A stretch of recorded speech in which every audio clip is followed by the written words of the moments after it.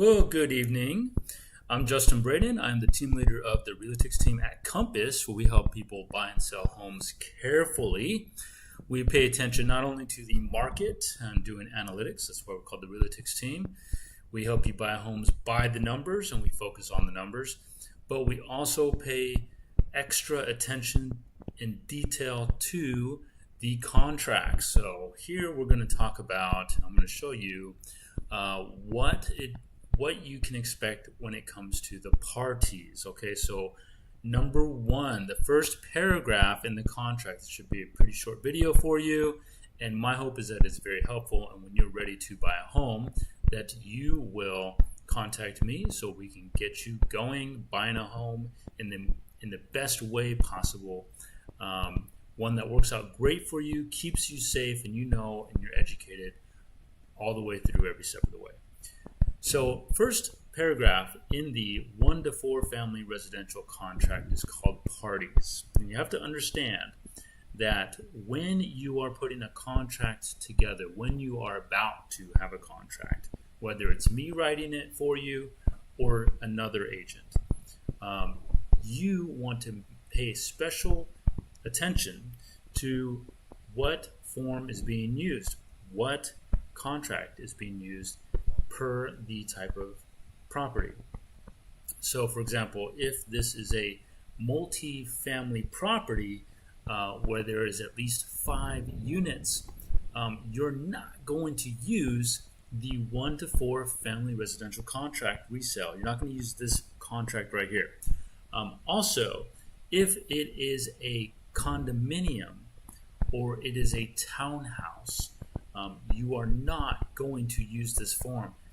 That is probably the most common mistake that I see amongst realtors, is that they will use a 1 to 4 residential contract resale contract just like this for a townhouse. Okay, that is not proper, right? So if your realtor sends you the contract and it is incorrect, it is not the correct type of contract, that's already a problem right there, because it is not an enforceable contract if it is the wrong contract. All right, same thing if you have a lot. All right, if you've got a lot and you're purchasing a lot, you're not going to use this contract, even though this is for residential use and it's a residential lot. You are going to use an unimproved land contract, and that's what you would use. So be very careful of that, and that's the first thing we should mention. And it does say right there, notice not for use for condominium transactions. You see that right there. So that's just telling you, I think it's telling you that notice because that's most commonly used, the wrong form. So when your realtor sends you one of these, make sure that you check that and you make sure that's the right contract for the property. Another mistake is you might use a commercial contract on a property that's a 4-plex. When you should not do that, you should be using a 1 to 4 family residential resale contract right here in front of you. So making sure that that's good, then we are going to look at the parties, right? So the parties are going to be pretty simple, pretty straightforward.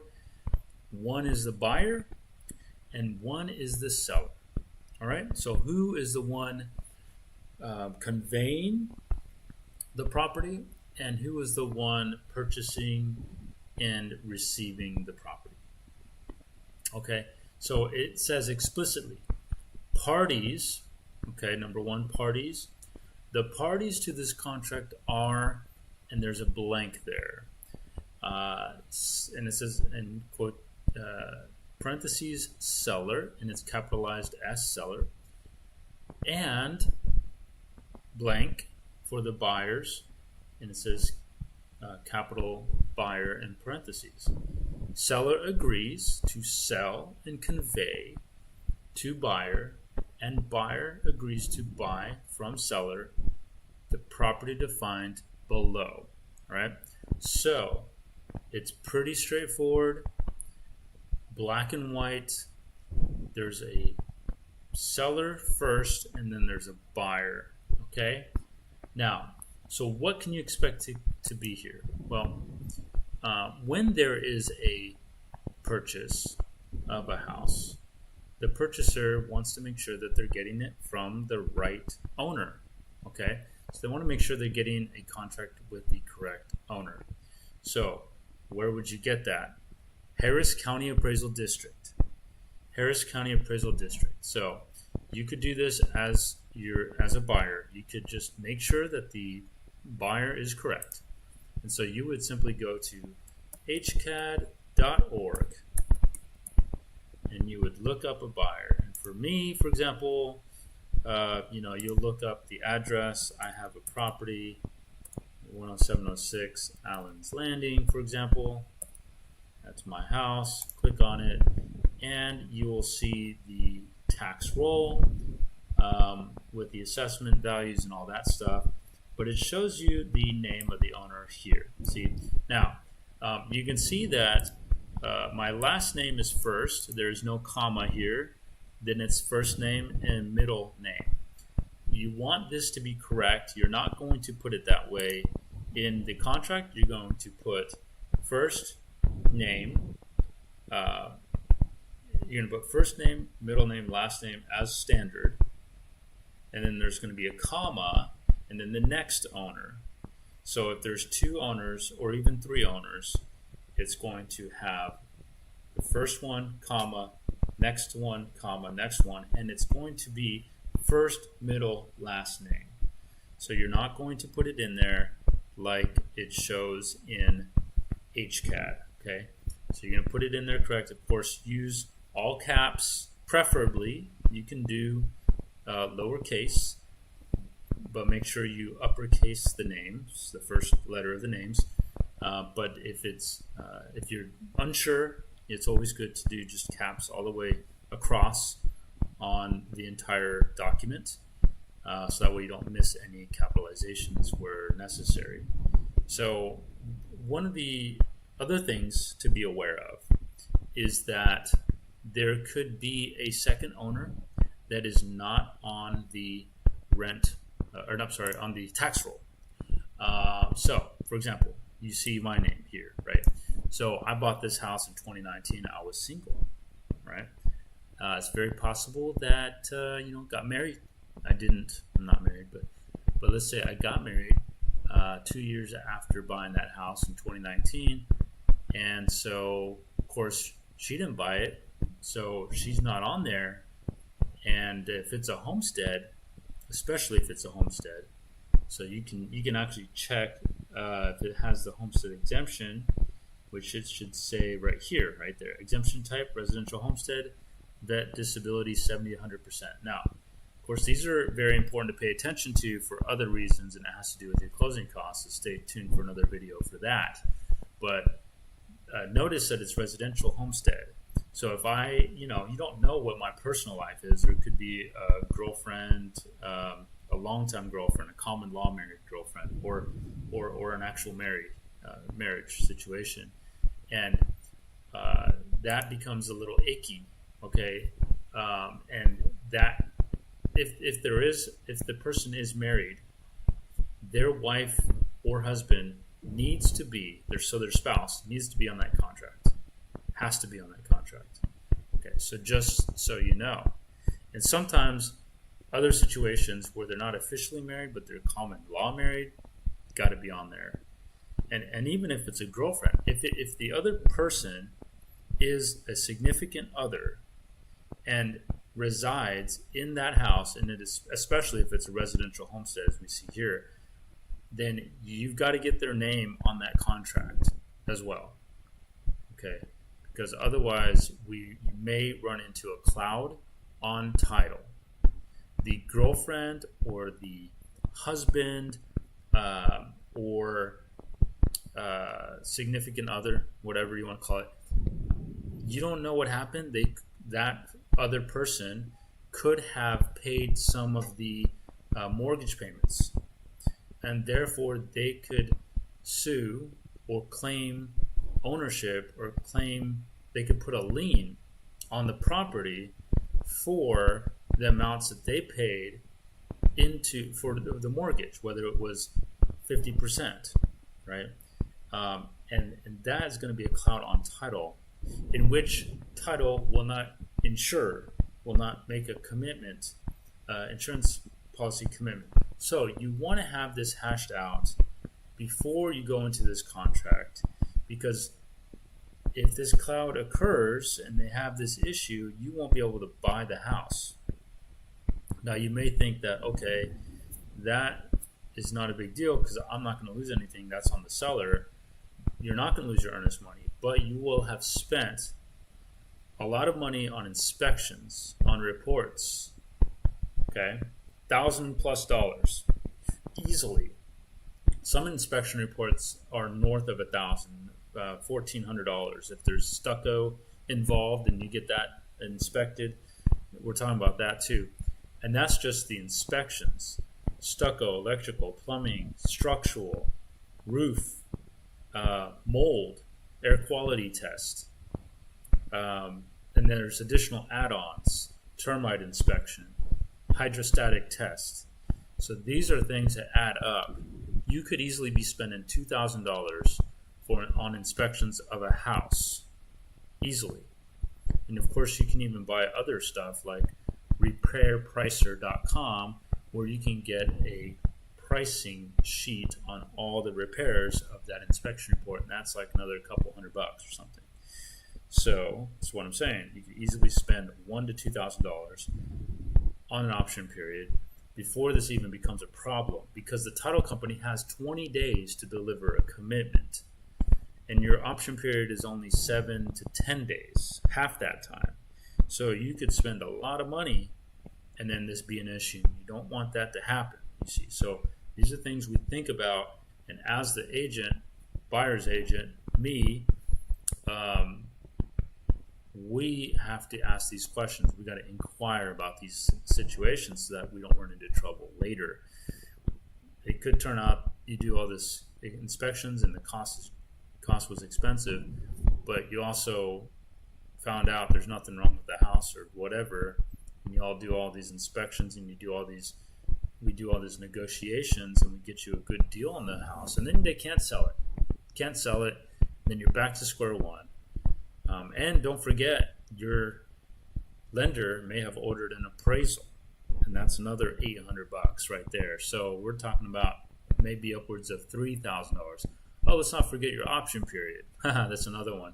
$200, $300, maybe upwards of $500 depending on the property, just for the option period, which is the privilege of being able to do inspections. So yeah, I mean, $1,000 is on the low end of spending money, and you've got to do these inspections. You cannot not do them. You've got to do inspections. So you're going to be spending $1,000 to $3,000 even when it's all said and done. So we do not want to have problems from the beginning. It needs to be as accurate as possible from the beginning, okay? So I give you that fair warning because that's what should be in parties, okay? And I should just say right now, I'm a real estate agent, team leader at Compass. I'm not a real estate attorney.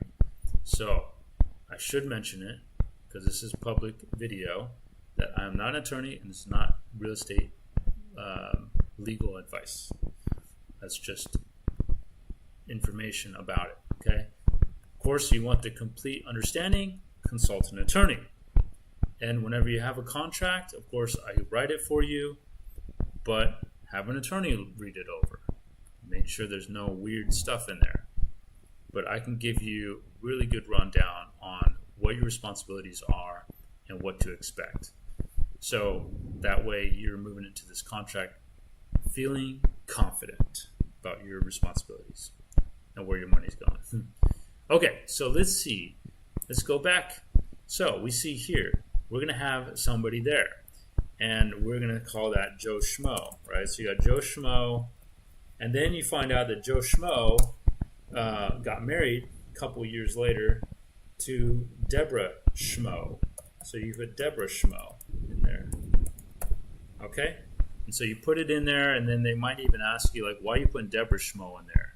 She doesn't own the house. And you say, well, because she is married to him, and she's going to have to relinquish. She's going to have to voluntarily relinquish her interest in the property at closing with an affidavit. It's going to have to be done. Okay, it's an affidavit that literally says, Deborah, do you agree to relinquish all your interest in the sale of this property, including the proceeds? Okay, and so it's a big document she's going to have to sign, and she's going to have to sign it. Okay, she's going to have to sign it. So you want to make sure there's no problems with it in the beginning. So you got Joe and Deborah Schmo. All right, then you've got the buyer. All right, okay, sorry. It's going to do the comma for me anyways. Deborah Schmo should go here. Depending on the program, like I use other programs, there's DocuSign. This is AuthentiSign. There's DocuSign. This is through ZipForms. And then I have one through Compass too, and you just put the names next to each other. And this one, we put them like that. Okay, so then it puts the comma there, you see. So now here, the buyer. So let's say I'm the buyer. So it's going to be Justin Braden. I'm the buyer. So I'm the buyer, right? And if I'm going to buy with somebody else, I just go here and I put their name, right? Now, here's something else very interesting. Very, very interesting. Now, if you are planning to assign this contract, so you want to be able to assign it, I want you to notice one thing, that when you read through this contract, there is actually no paragraph that says in this contract that the buyer may or may not assign this contract. It does not say it anywhere. So you have to put Justin Braden, so your name, and or assigns. Okay? So that covers the assignment. So the title company will understand this, in that it's going to be Justin Braden or whoever he assigns the contract to. So you put Justin Braden and or assigns. When they sign this, they're giving permission for the assignment to be able to occur anytime during the contract. Okay, so that's how you would handle this. Okay, so we covered some major things here. We covered some major things. These are huge, okay? Because if you mess this up as the buyer, you could have a void contract. If you mess this up as the seller, you could have a void contract. Okay? Somebody could be like, well, it's the wrong buyer, or, well, it's the wrong seller. You didn't include the other person, and how am I supposed to buy a house from Joe Schmo if there's a second owner, or if there's another owner with interest? So that's a voided contract. We cannot buy this. So you got a buyer that, if you're on the seller side, you got a buyer and you got a really good deal. You selling your house for more than asking price and you're super happy. And then that buyer wants to back out for some reason, late in the contract too, like way late in the contract. And then you'll be like, well, what the heck? Then the buyer's going to be like, well, you didn't put all the owners on there. And that's at least grounds for it. It's not like, I can't say, obviously, because I'm not an attorney and I can't give legal advice, but I can't say that will happen, right? I can't say that it will happen. I can't predict the future. But I would say that you have a position to raise an issue. It's almost like a misrepresentation. And there is a paragraph in here about misrepresentations. I will cover that as well. This entire contract is going to be covered in this series. So stay tuned, pay attention. If you're a realtor, awesome. And if you're a buyer, awesome. If you're ready to buy a home or sell your house, I will help you. We pay super attention to detail to the contract, to the market, And we also have great connections for financing solutions. So reach out and let's get you set up with a wonderful house.